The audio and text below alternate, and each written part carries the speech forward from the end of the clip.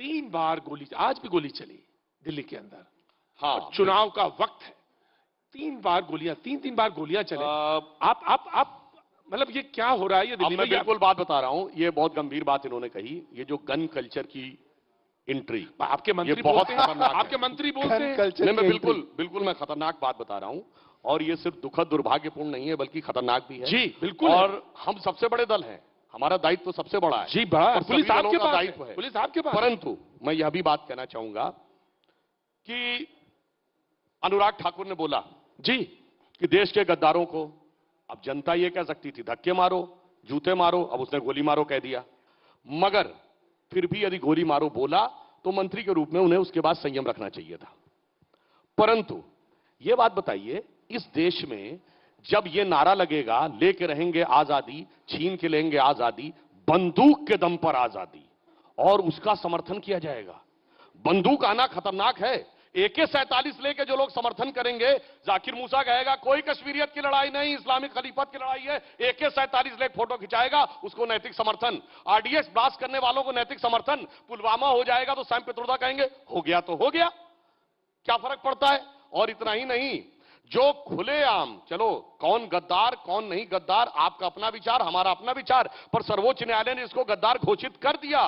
अफजल गुरु उसके समर्थन में मंत्री होते हुए मणिशंकर अय्यर बोलेंगे, शशि थरूर बोलेंगे। और इस देश में इंतहा तो तब हो जाएगी इंटेलेक्चुअल परवर्टिज्म की, जब गांधीयंस विद गन शब्द प्रयोग किया जाएगा।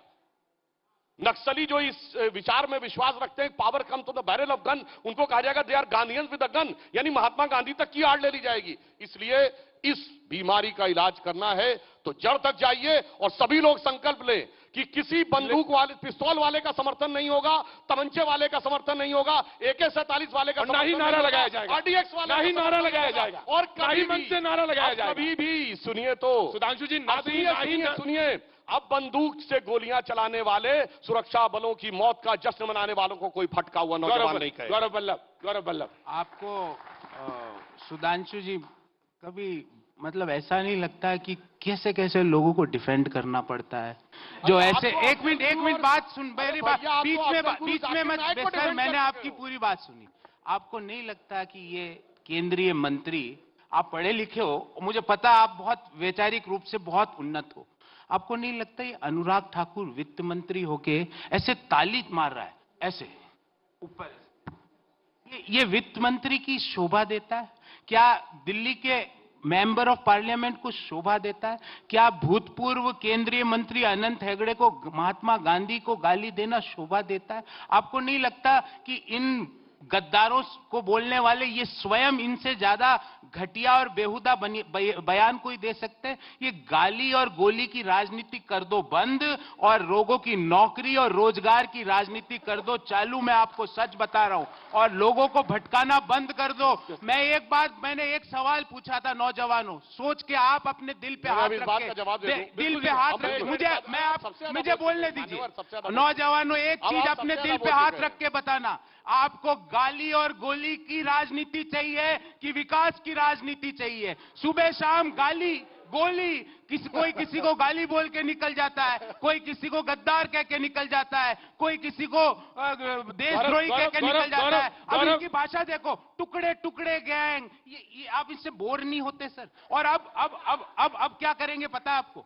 अगले 10 मिनट में आपको मैं चैलेंज करता हूं, अगले 10 मिनट में, अभी ये फंस चुके हैं, अगले 10 मिनट में सोनिया गांधी का नाम नहीं ले तो मैं डिबेट में आपसे 1,000 की शर्त लगाना चालू करूं। राहुल गांधी का नाम नहीं ले तो 5,000 की शर्त और उन दोनों में भी मान लो फंस गए, उन दोनों में भी फंस गए तो सीधे जाएंगे पाकिस्तान और बोलेंगे हिंदू राष्ट्र हमारा, जय जय राम। अरे मैं बोलता हूं जय श्री राम, हर हर महादेव। अब बताओ नौकरी कब लगेगी?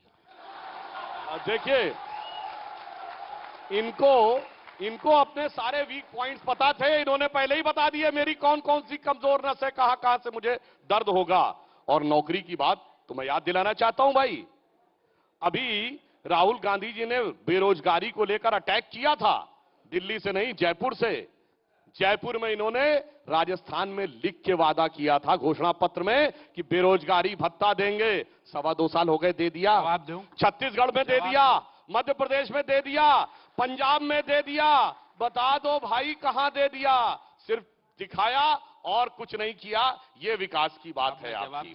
अभी रुकिए, अभी ऐसा नहीं। अब आपने कहा कि पीसफुल आंदोलन और हम सब ये कर रहे हैं।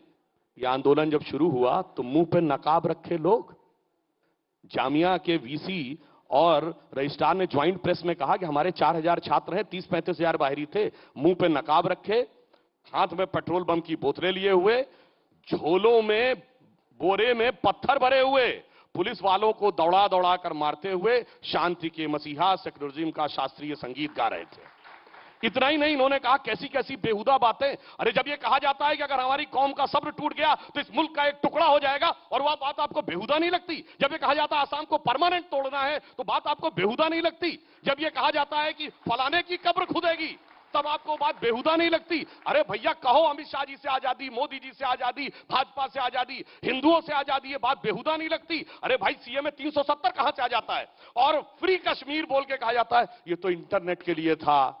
इतने तो भोले हम भी नहीं है जनाब, तभी हमने आपको बेदर्दी बालम कहा था।